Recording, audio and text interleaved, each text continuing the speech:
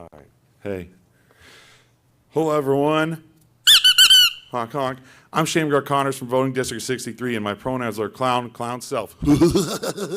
I wanted to dress in the appropriate attire for the school board meeting since my liberal friends have decided to turn this into absolute circus. Also, my liberal friend Marcus Garcia, who always has such amazing imagination, gave me the idea for this when he called me a clown. Thanks, Marcus. And you may also call me Homie the Clown. And I got a dance for you. Homie the Clown, never mess around. We'll do anything you can to make Trumpsters frown.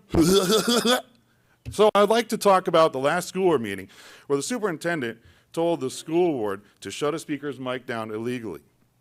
Utter chaos then happened when April and the school board pointed out that that was wrong. Since we all know my liberal friends are all narcissists that can never do any wrongdoing, I think it's high time we ban anyone from calling out our evil, hypocritical, and unfair actions.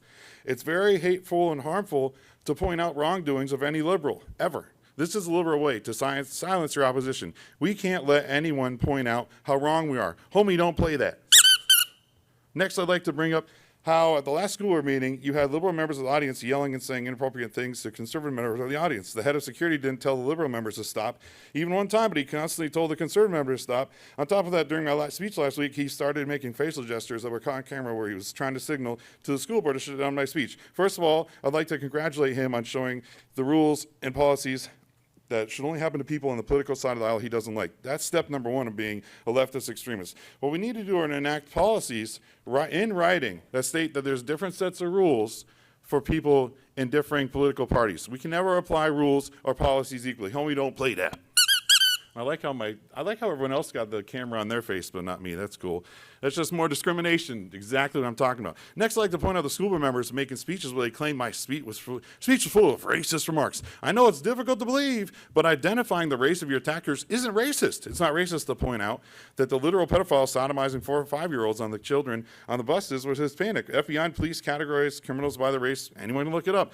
But that brings me to the next point. We need to enact new rules and policies that anyone that say anything we don't like, we just call them racist. That way we can dehumanize them and pretend like they're little Hitler. And that will give us the right to treat them like garbage. Anyone that says anything we don't like is racist.